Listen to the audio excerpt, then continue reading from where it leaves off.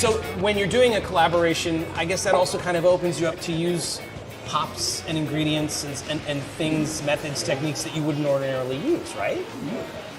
I mean, am I way off? No. Because of the nature of it being a smaller batch than say City Lager. It's a one-off, batch. So like we don't.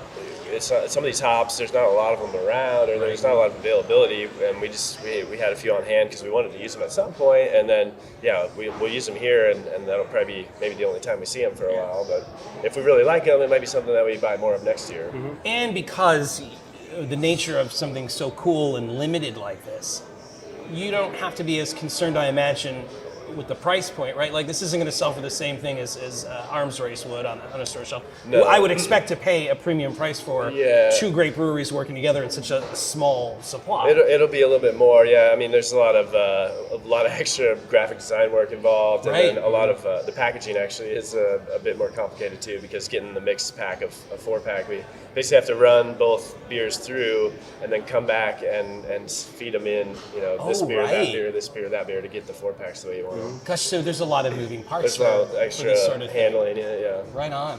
Well, we can't wait to try it. It'll be out at the end of the year, beginning of next year. I imagine by the time Groundhog Day comes around, it'll be gone, and they'll be on to the next collaboration.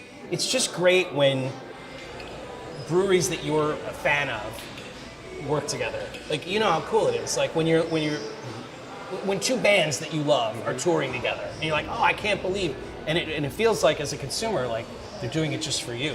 Obviously, you're doing it for a wider audience, but it's great that you guys, just the nature of collaboration and community that you build together, and what I think that's doing to heal our world. It's a lot of fun. I think slow clap. That's right. Please clap.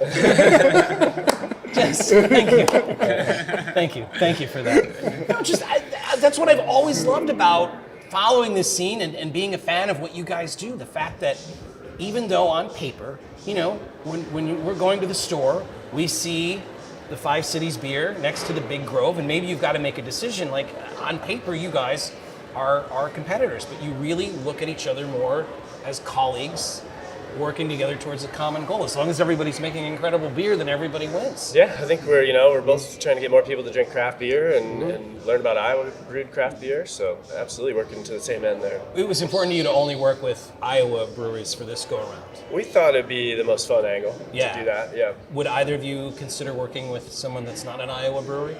Yeah, I mean we've brewed with Odell Brewing before and Wander Brewing up in Bellingham, Washington. Okay. It's kind of fun if you have people. I think it's neat of you to give these up and coming little tiny breweries a chance. That's very big of you. Oh, wow, that's awesome. Yeah, it's a lot of fun. And, you just learn so much. I think when you go to anybody else's brewery, it's a great opportunity. So. What other collaborations has Five Cities done in the past?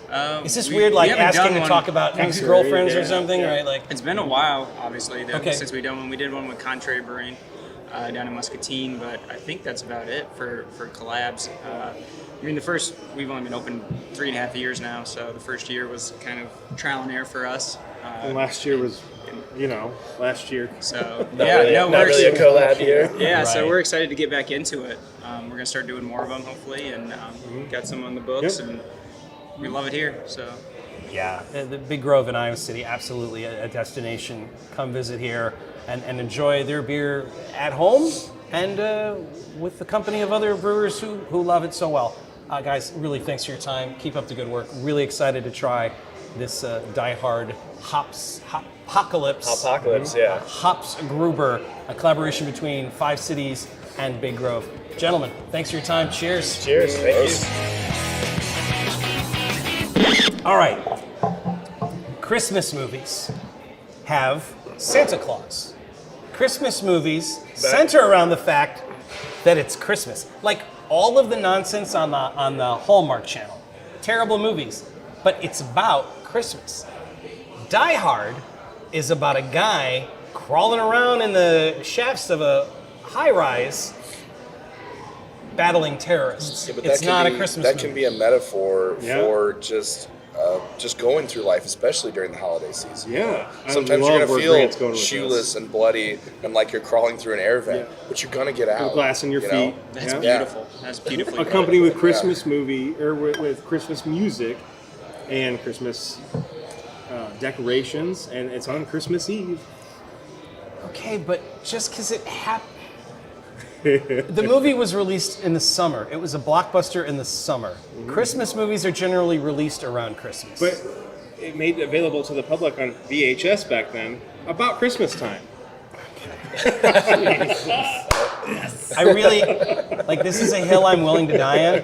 But Grant, your analogy of the holidays And those could being just just like what Bruce Willis goes through, it's given me something to think about. Like, honestly, I was prepared to sit here for a half an hour and lecture the lot of you on how Die Hard's not a Christmas movie.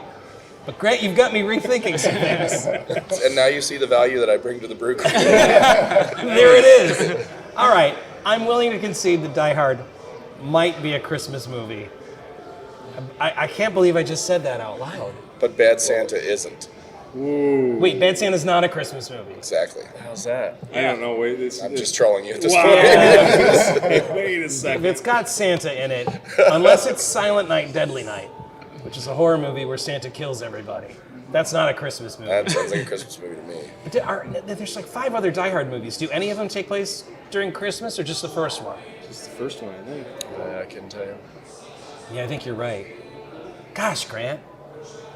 You've That was a broken my mind-bender. mind Yeah. wide open. All right, well, that's the beauty of beer. You can have civilized discussions and open up your mind and learn things. I'm willing to say this out loud. I can't believe I'm willing to say this out loud. Damn it, Grant.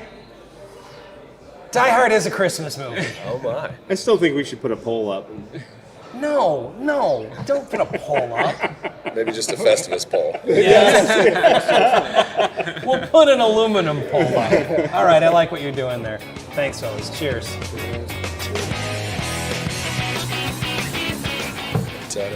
And I'm Ann B. Davis as Alice. All right, let's go. Where are we supposed to look? So we're just having a conversation. Ignore the cameras altogether. It's not. They're not there. I think we're No, supposed the to look cameras aren't lovingly there. at each other. That's And as for what to do with your hands, just drink beer. Yeah. It's always like, I don't know what to do with my I can hands. do this. I'll do the Ricky Bobby. Exactly.